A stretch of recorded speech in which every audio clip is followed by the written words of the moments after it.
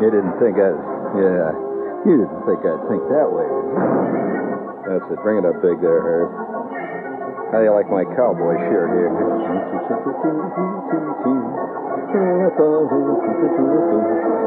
Oh, they wouldn't like this. Wouldn't like this over at Barney's, would they? Yeah. Hello, gang. How the hell are you?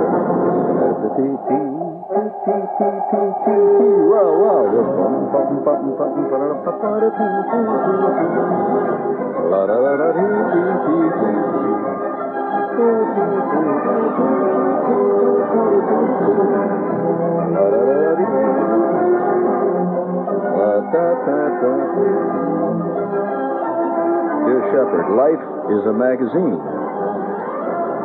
Remember the other day we were trying to find people's definition of life.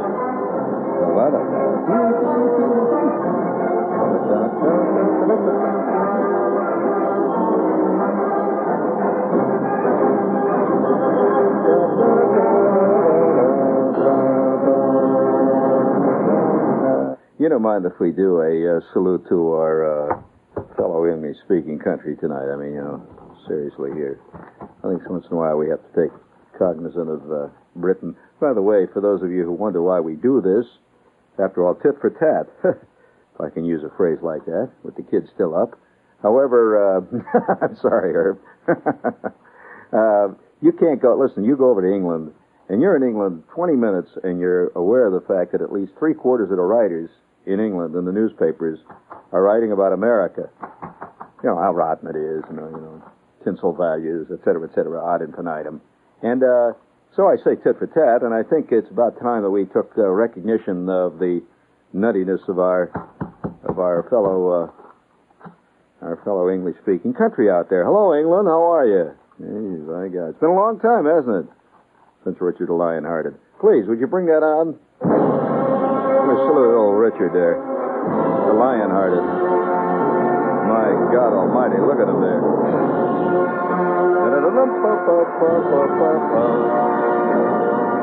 Now, the British Broadcasting Corporation once again salutes British spirit everywhere, wherever it may exist. My God, there'll always be an England. Right.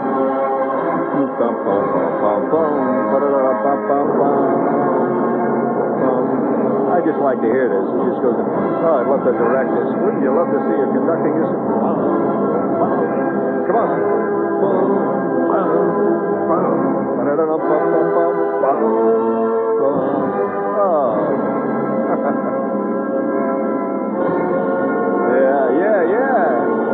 Yeah. Lay it on me, Dad. Yeah, that was real good. Hello, 1, 2, 3. Hey, you reset that. I just like the sound of that. It's good, the middle of the week. It'll open up the old eyeballs there. Hey, how many of you ever saw a movie? You ever see a movie with Rex Harrison in it, where Rex Harrison was a conductor of a symphony orchestra, a very famous conductor. He's a fantastically famous conductor in this movie. If you ever get a chance to see it, it's one of the great comic performances I've ever seen, seriously, in a movie. And he really, when I heard this, I had to think of Harrison, conducting this tremendous symphony. And I could see the way he does it. But the story, I'm not going to bother you with the story, but the story involves this fantastically important conductor. I mean, a really important conductor. Like somebody like, Sir Thomas Beecham, or some elegant British conductor who's world famous. And he is married to this fantastic chick. And the chick in this case being Linda Darnell. And a most unlikely pairing, but she was great in this because of that unlikely quality. And there he was, married to this fantastic chick, and her brother-in-law was Rudy Valley. I don't want to tell you the whole story, but the brother-in-law was Rudy Valley, and there's a scene when this elegant conductor comes into this restaurant. I mean, he's really elegant. I mean, the kind that changes his shirt between every movement of a symphony, and he has big wavy hair, and all the women are fantastically in love with him. Half the women who go to see Lenny Bernstein are madly in love with him. This is not there, they wish their husband could be like that. To the little short fat slob that makes vests, But But nevertheless, he was, really elegant. He goes into this restaurant in this scene, and I don't recall what the scene was about, but he absolutely loathed his brother-in-law, who was Rudy Valley. And you know Rudy Valley. Rudy Valley looked totally decadent in this. He was always wearing a Homburg hat, and he was very wealthy, but completely decadent. And the both of them hated each other. And there was a scene where he came into this restaurant, and there was Rudy Valley sitting in this elegant restaurant. And for some reason or other, Rudy Valley had to open up his pocketbook. I shouldn't tell you the gag, but he opened his pocketbook, and as he opened his pocketbook, he takes out this. There are certain kinds of people who carry their money in purses. Have you ever seen that type? Have you ever seen the type of guy, Herb, that carries his money in a purse? No, I'm talking about the little kind that you open up at the top, and you reach in and you get quarters out of it. You know that kind of a purse? Have you ever seen guys that carried their money that way? You haven't? Oh, come on. Are you giving me the business? No, really, seriously. Are you really? Old stodgy gentlemen always do that. How many times have you stood in a line at Christie's behind some old coot who's going through one of these things looking for a quarter? You mean that's never happened to you? Can't believe it. My God, what sheltered lives you guys live. Now, when you think of purse, I suppose you think of lady's purse. I'm talking about a coin purse, kind of a clip on the top. Well, he had one of those.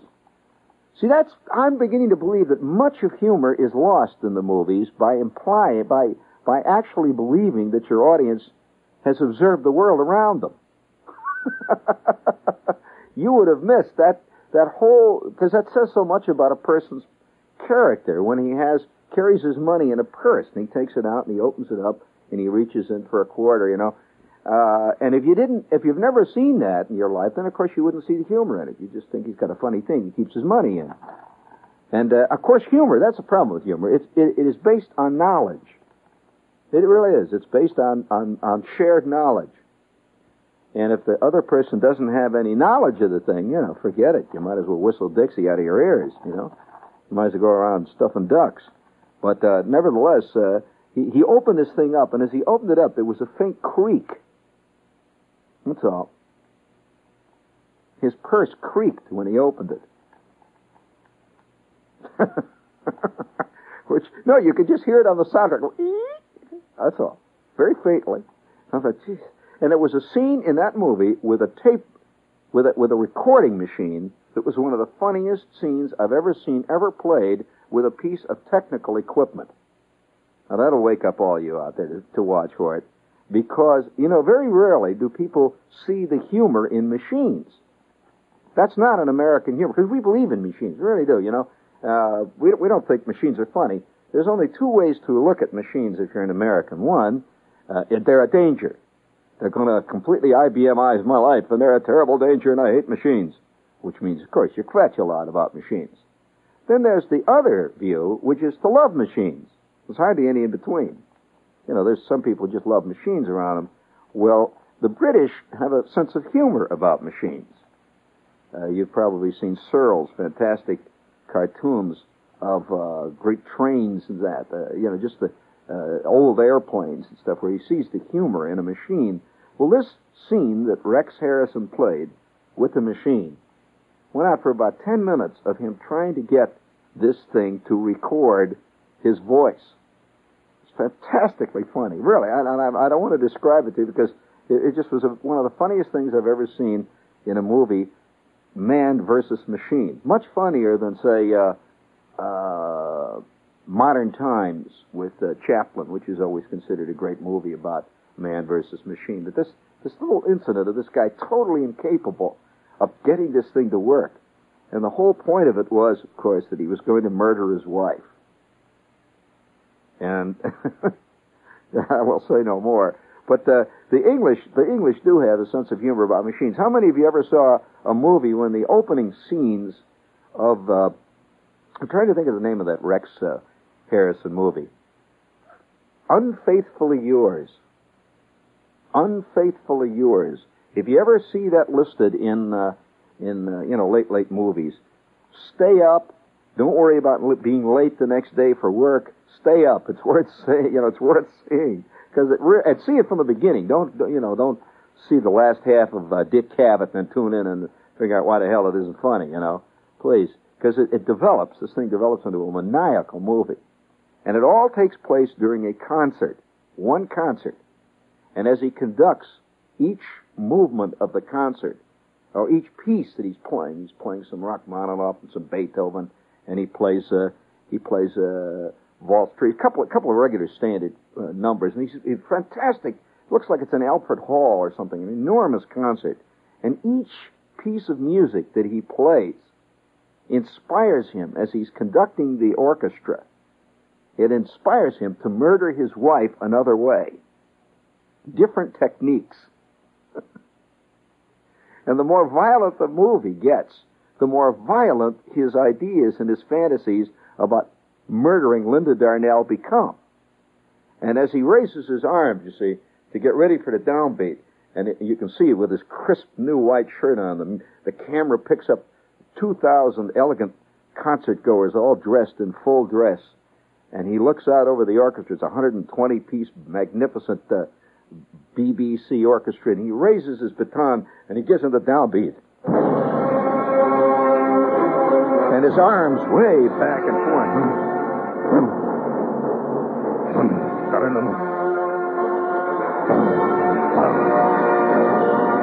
And you see the scene fading out slowly. And behind him, the music is playing, and you see him walking down a long corridor towards their apartment after the concert. Thank you. Thank you. It's a great movie. Hey, listen, before we go any further with that, let's do a thing here for Kasha. Hey, I had some Kasha the other day. It's good, really. If you like grain type things, and if you like rice, you'll like Kasha better. In fact, and we have a note here on Kasha. It's Wolf's Kasha, Wolffs. That's two F's. Wolf's Kasha, and Kasha is spelled with a K. Kasha, which is made from healthful, tasty, golden brown buckwheat groats. And we've pointed out that what a groat is a small bottom-feeding fish, which is found in brackish water. They find a lot of them in this area around the Gowanus Canal. However, these are all imported buckwheat groats, so I think you'll enjoy it. Tasty, golden brown buckwheat groats. And the copy says, are you following me? Well, then, as Thoreau would prefer, I'll simplify. This is a sales pitch for Wolf's Kasha. This is the wildest copy. It says, Kasha is an incredible, functional, tasteful, healthful, inexpensive, and fun food that not enough people know about. It is well known in what we euphemistically call the Old World. It's been a staple in Eastern Europe for centuries. And you know how good they are on staples there in Eastern Europe. They invented the staple machine, by the way, just outside of Kiev. So, for a serving of Wolf's Kasha, try it a couple of times and you'll be hooked. Wolf's Kasha, the world's oldest unknown health food. If you'd like a recipe book on Kasha, just send me a line here. My name is Al McCann. Send me a line here at WOR, and I'll send you Wolf's new Kasha cookbook. And those good folk at the New Jersey Egg Council will be glad to hear from you. Let's see. Thank you very much. This is WOR New York. Hi, George. Certainly is. And I'm sorry I got off the track here about England. But I would like to start out again, before we do the English thing, by hitting you with another commercial. Just laying it on you easy. Coming through. Oh, yeah. Chrysler's. Right. And Plymouth for 72. They're coming through again. You can count on them. Duster. Yeah. Scam. Satellite. Fury. Chrysler. That's a mad one. Imperial. All built to last and beautiful, too. The kinds of cars America wants today. Now at America's #1 Chrysler Plymouth dealers. You have made us first place dealers throughout all the USA. 'Cause in Chrysler Plymouth sales we lead the way. With our guys you'll be a winner, #1 in every way. That's the kind of dealer America wants today. Chrysler Plymouth, coming through. See America's #1 Chrysler Plymouth dealers. Your Chrysler Plymouth dealers of New York, New Jersey, and Fairfield County. Act now while the price freeze is still on. Yeah, very good. That was excellent. That was very nice. Let's see. We've done Kasha. We've got the Chrysler done. Let's There. Oh, hey, listen, I'm going to read some excerpts of Wanda Hickey's Night of Golden Memories on WNYC. That's the city station here, November 18th at 11 p.m. So if you happen around down at that end of the dial, that's FM, of course, WNYC FM, the 18th, 11 o'clock. Put me on there, Class Z time. I come right after the stock market report and you and your police. Hey, listen, I wanted to mention here about England here. I don't know whether you saw the piece, but we would like to salute nuttiness in England tonight.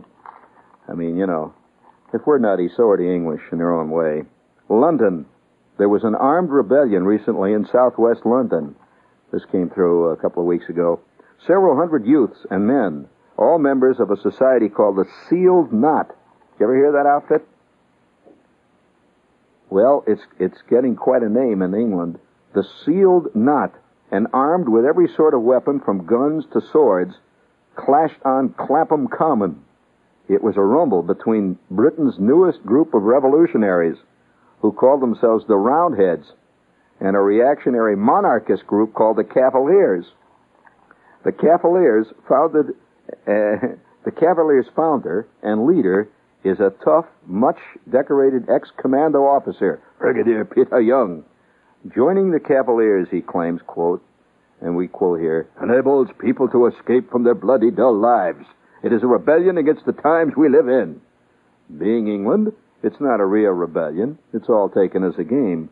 But it's taken very seriously by its fast-growing band of players. The Sealed Knot began by chance in 1968 when Young staged an exhibition battle to publicize a book he had written on the English Civil War. That was Cromwell's days. The participants enjoyed it so much they decided to form a permanent society dedicated to reenacting 17th century battles whenever possible at the original site. The most recent battle was the Battle of Brentford and Turnham Green. That sounds like a real battle, the Battle of Brentford and Turnham Green, which occurred in 1642.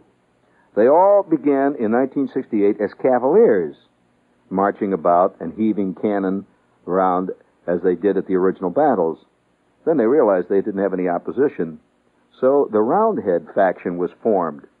The two sides, flamboyant royalists and dour Cromwellians, do not mix much socially off the battlefield. This is interesting. There is slowly beginning to develop a rancor between these two sides, which originally started as fun. Do you hear what I said? They don't drink in anything together. Now, of course, that was the original battle, you know. If you know anything about Cromwell, it was the Soreheads versus the Swingers, really. That's what that battle was all about, you know. The Cromwellians were very, very moral and very dour.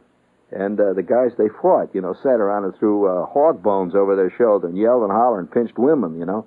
Yeah, that's the whole point, the Cavaliers versus the Roundheads. Well, the current ones are split right down the middle. The Cavaliers hang around one bunch of joints, and the Roundheads hang around their own. And it isn't a cheap business like jousting, and by the way, that is the correct pronunciation as opposed to jousting, which most people call it. But like jousting, which is winning an enormous number of converts, too, sealed knotters pay up to $1,500 for their uniforms and their arms. Breast and back plates, for example, cost about $150 a pair. Even a cheap sword costs $15. Now, remember, these are not, they're all made, it's a new industry now, making armor and stuff for guys who want to go out and, you know, swat at each other with maces and stuff. Although they take all sorts of precaution, battling is a rough old game. One senior officer has broken 4 ribs, his nose twice, suffered 2 concussions, and a fractured knee this season alone. So if you think pro football is tough, man, listen, can you imagine? These guys really go out and do it. I mean, they really battle each other. It says occasionally someone gets over-enthusiastic and gets put in a set of authentic stocks. You know what is it, stocks? You know, when a guy sits there with his head through the board and they clamp his arms in there, and he stays there all day long. I mean, if he gets too bad.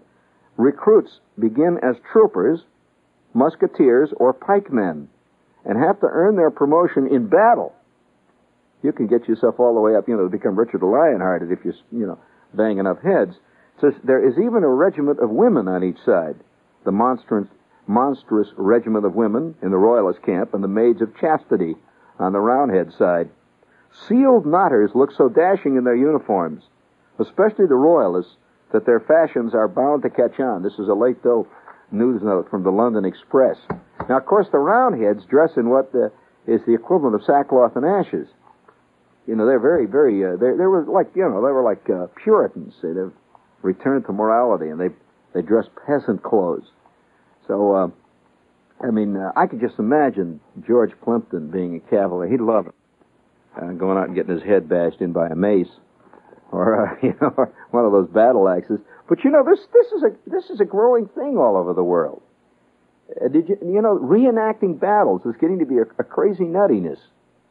I've never been involved, but I've seen a couple of these things. And that every year there's a group, or is it every 3 or 4 years? But periodically, a group of people dressed as Confederates and another group dressed as Northern Yankees reenact various battles of the Civil War. Complete even to cannons and round ball muskets and the whole. Well, I don't think they used round ball muskets in the Civil War. That was after that. Round ball was the Revolutionary. But nevertheless, they reenact this whole scene, and these guys get all involved in it. They get to be real students of the battle that they're involved in. And the guys play various roles. As a matter of fact, some of them are even so strange as to live their lives practically the way the guy that they portray in the battles apparently lived his. They eat stuff like molasses and molasses and fried corn, and they drink. Do you ever hear of gunpowder whiskey? They drink. I won't even tell you about that. You know what gunpowder whiskey is? That's whiskey mixed with gunpowder. At one time, that was considered to be a very masculine drink. Although you had to stay away from matches for a couple of weeks. Be careful. Blow your kidneys right out your backside. But nevertheless, I'm just saying that this is the way it's going. Now, it gets even further afield from that. Every battle, every major war in the past, and there's been plenty in history, has a group of people who are somehow hung on that war. And they of course, there's the scholars, and then there's the reenactors. Now, you, of course, know in this area that every year, just about Christmas time, isn't it roughly Christmas time or just before that, there's a whole group of guys set out to cross the Delaware? Correct? And one of my old friends is the leader of that bunch of cuckoo birds. Yeah, St. John Terrell, the guy that runs the theater out there in Lambertville, the music circus. And every year these guys get in these rowboats. They row across and surprise the Hessians. A whole bunch of malcontented, what do they call them, mercenaries over there. And I guess they have Hessians. I don't know. I don't know whether they have Hessians that are sleeping around the fire, sleeping off the rum, and they come in and surprise them. But nevertheless, this is a big deal. Have you heard about the one now? I'll even go further than this. That recently, now they've become curiously nostalgic. It's already beginning to set in. Now, the word nostalgia bothers me. This is a bad scene, I think. And anybody who spends his time living in a time other than his own is really in trouble. I think bad trouble. It's like, who was it? Miniver Cheevy.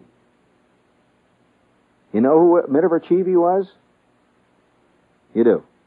Okay. You remember, you used to have that talk show over on Channel 5, you remember? Skitch Henderson was on the band. But Miniver Cheevy ruled the day. And he was always seeing himself in chainmail. And he was, the typical, archetypical character of that type. Now, even World War II, as recent as World War II, there are nostalgic camps being formed. And you know that they have various tours now. This is the way it begins, tours. Almost all these things start as tours. Used to be, people were content to tour the battlefields of the Civil War. And then gradually, millimeter by millimeter, it begins to change. And one day a guy shows up for the tour wearing the uniform of a Confederate major. And the next year, somebody shows up wearing the uniform of a rifleman in the 7th Michigan Rifles. And by God, the next thing you know, they're out there doing Antietam or they're doing Bull Run all over again. And this is the way it starts. Well, you know that there are tours now that actually start every year. If you get the proper literature, you can go on one of these tours. And if you took part personally, let's say, in let's say D-Day, the Battle of Normandy, we'll say, Omaha Beach. Well, they have tours now that guys that were there can come back and walk around and point out where Fred got his head blown off. And over there is the place where, that's a fact. It sounds grisly and eerie, but they do it, see, and they walk around and they send back postcards and take pictures of themselves standing in front of a German bunker, which is still there, or a concrete gun emplacement or something like that. A lot of that stuff is still there, see, and it's being preserved now as a kind of I suppose it's historical. That's true. It's preserved as history, and now they're beginning tours of the South Pacific, where guys can go to let's say Tinian or Iwu, or fun places like Eniwetok, where and they can actually start, and it'll start out.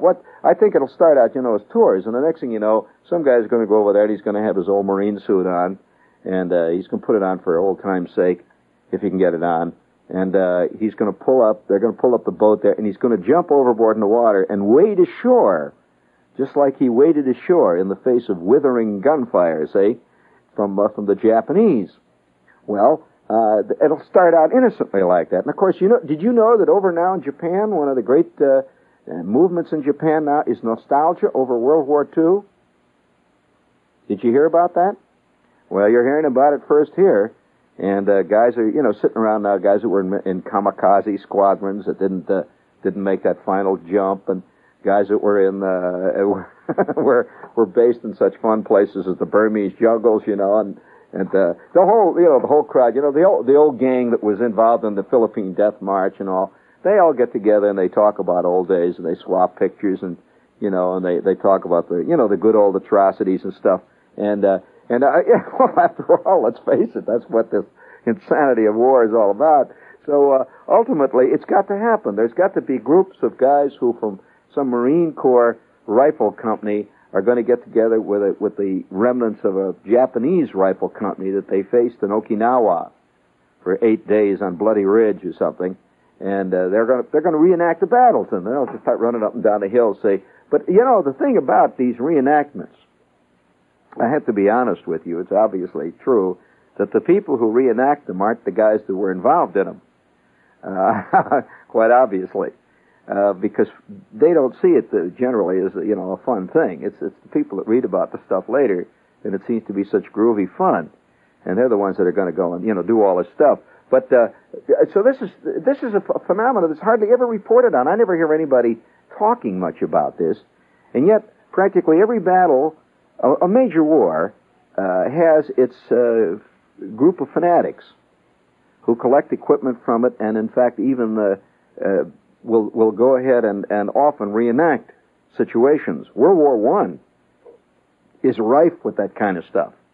A lot of World War I nostalgia around now. Guys travel, they go to the Marne and they go to the Somme and they go to all these places where these great battles occurred, like the Argonne, and they even dress up. Guys, actors in that dress up like a typical British doughboy or what they call them Tommies, wasn't it Tommies?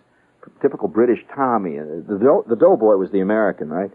And or the Boche, the Hun, and a group of guys will gather wearing their field gray from the Wehrmacht, and they'll face the guys in the British Tommies and reenact the Battle of the Somme. Did you ever hear about that?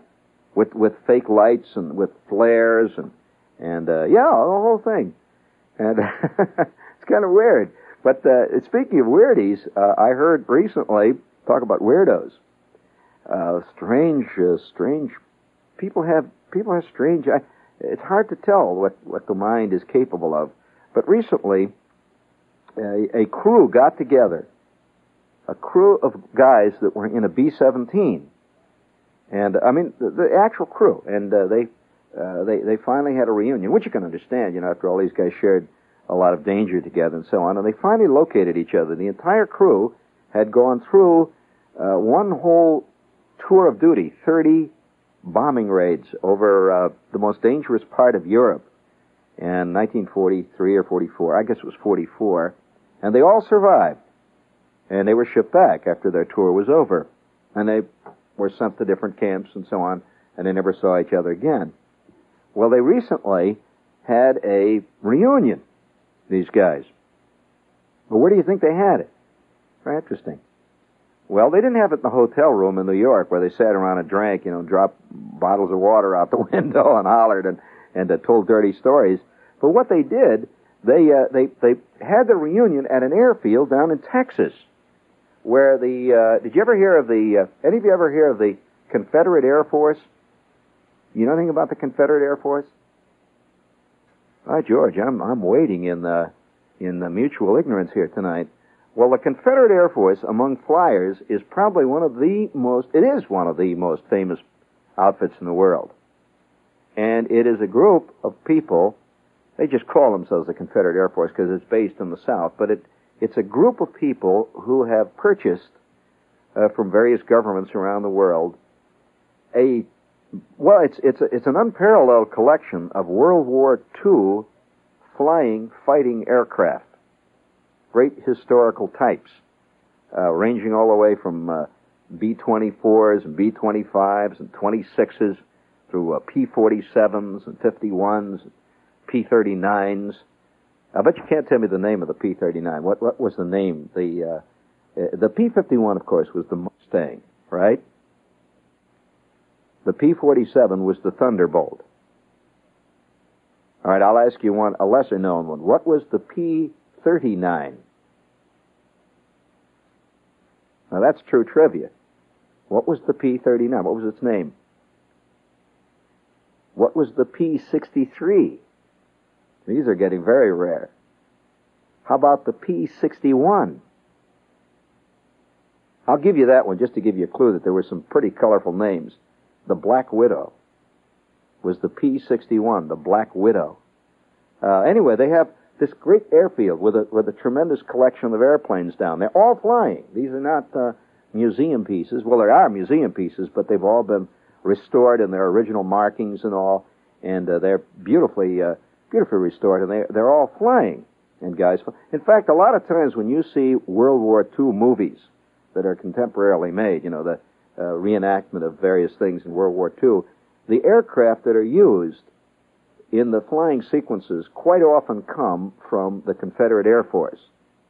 Because they have some examples of flying airplanes that nobody else in the world has. They have a great collection of them. And it's a whole big thing now. Well, these guys are holding their reunion at the airfield where the Confederate Air Force is.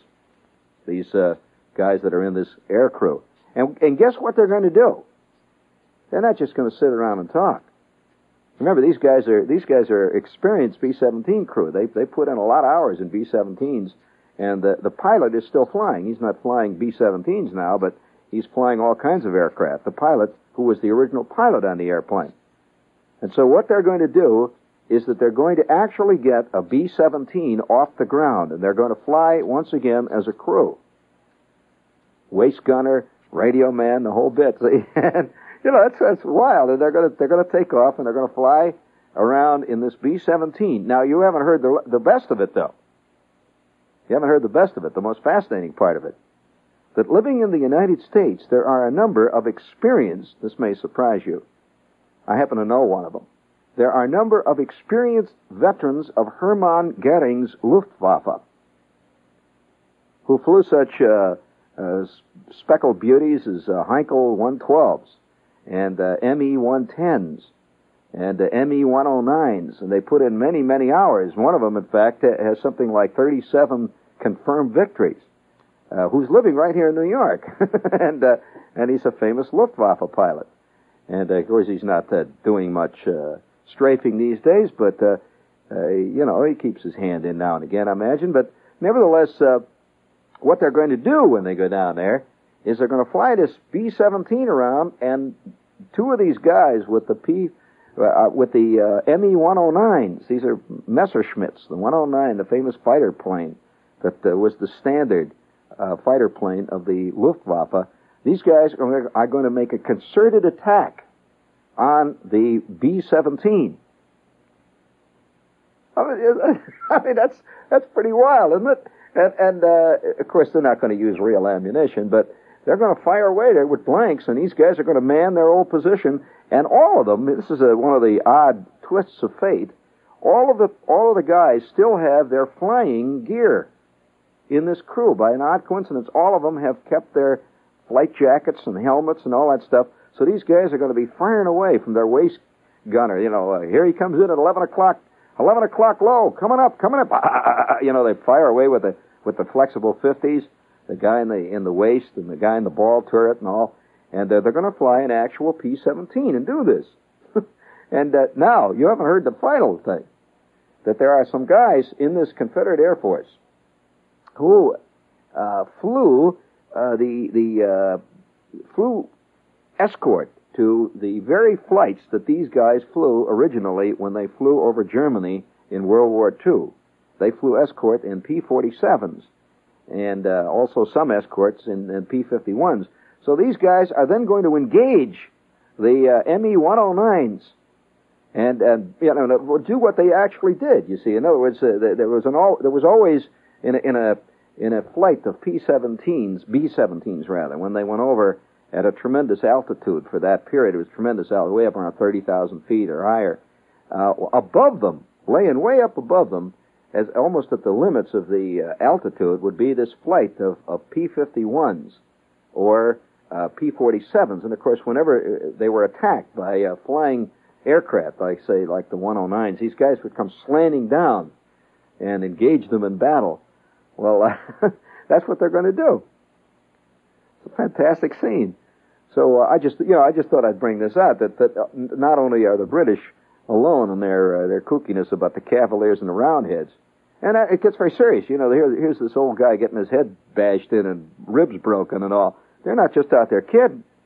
There is real hate between the Roundheads, and the Cavaliers to this day. And it could be very interesting if these guys get up and they start doing this battle. They start doing this mock battle. And the next thing you know, after all, man is a creature of habit, and one does not get rid of one's old enmities very easily. And the next thing you know, they're going round and round up there, man, and it could very easily happen. As a matter of fact, because when you're flying an airplane, that in itself is an exciting thing, and the juices start flowing. Did I tell you that the other day, David Niven is always playing? He even talks like that. Very modest and, actually nothing, just a flesh wound, that sort of thing. He was the epitome of the RAF flyer. Who was that, Herb? Who do you think is the living embodiment of the RAF Battle of Britain fighter pilot? That's right, I met him. You're correct, Peter Townsend. And I met him the other day, and we got talking, see, as pilots, although I certainly would never in any way, shape, or form even remotely think of myself in that league. But, there is a bond between all flyers. And I said to him, I said, I had an opportunity here last year at the EAA to sit at the controls of a Spitfire in flying condition, a Spitfire that was and had flown in the Battle of Britain. It's one of the few remaining examples of the aircraft that actually flew in the Battle of Britain. And this one is a beautiful one. I said, I sat in this thing. And he said, oh, by George. He said, I said, how long has it been since you've been done any flying? He said, I'll never forget. He said, I went out to Farnsworth, which is their air station. It's like the British Wright Fields. He went to Farnsworth, and he was there for some kind of ceremony. and they put him into a Spitfire. Also, he said he was in a Hurricane, too. He flew Hurricanes, I guess, at one time. So, anyway, he says he got in this, I remember now whether it was a Hurricane or a Spitfire, but he got in the aircraft, and it was a flying model, of course, and he got it started up, and he said that prop spinning up there, and he could feel it vibrating, and he started to taxi it around the field. And he said it was all he could do to control himself. He said, you know, it was just, he said, physically, I had to literally control myself. He said, because the urge to pour the coal to this thing and go roaring down that runway and lift her off and bring those wheels up and do a slow barrel roll over the field, he said, was so much that I could hardly control myself. And you could see his eyes just shining. I said, well, I said, do you ever really, get the urge to get out and fly? Oh, he said, all the time. He said, some days I can, he said, I can almost taste it. And I asked him about the Battle of Britain, I said, do you remember those? Oh, he said, listen, he said, I remember every instant of it. He said, it was so involved in my consciousness at the time, and I was so totally, in battle in the air, you're so totally committed. He said that I don't think I can even forget a minute of my flight log. And I said, well, what about your flight log? You have it. Oh, yes. He has his flight log, Herb. And for those of you who don't know what a flight log is, that every moment that a flyer flies, whether it's dual instruction or whatever it might be, is logged in an official notebook, a log book. The hour, the time, the type of aircraft, the length the flight was, what kind of a flight, was it across country? And he said, yes, he has his logbook. And he says, once in a great while, he said, when he meets old friends and they get talking, he'll take out his logbook. And he'll talk about specific days, specific moments over the channel when this flight of 110s came in at the 12 o'clock high, And he talks about getting praying. He says, I'll never forget. You know that he was one of the first aircraft ever shot down in the Battle of Britain? Yes. He was shot down in his first combat, I believe. And he said he'll never forget that. With the glycol streaming out of the side of the airplane. And he felt that thing beginning to shudder, and he could see the heat rising in the plane, and he knew that she was done. And he went over the side and rolled out over the wing into that fantastic slipstream. And he says the 109 circled around him twice. The guy that had shot him down, and he figured he was going to get it. As he drifted down in his parachute, he said that the guy scudded away on the deck and left him. He said, I often would like to meet him again. Talk to him. Ask him, how come he didn't give it to me at that last instant? So everywhere you go, that strange thing is going on. Guys running around in Confederate uniforms. The Roundheads are fighting the Cavaliers. Over the skies of Texas, a B-17 is being attacked by 109s. Someplace, somebody is storming a bastion, pretending that he was at the Battle of El Alamein, probably. Oh, man. The nuttiness continues.